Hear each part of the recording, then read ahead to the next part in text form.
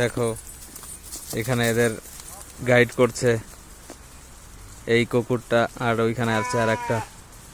এই দুটো এদেরকে গাইড করছে, সঙ্গে লোকও আছে প্রচুর, 2-3 জন আছে। প্রচুর পরিমাণে এখানে প্রচুর পরিমাণে এই সমস্ত ভেড়ার প্রজাতি।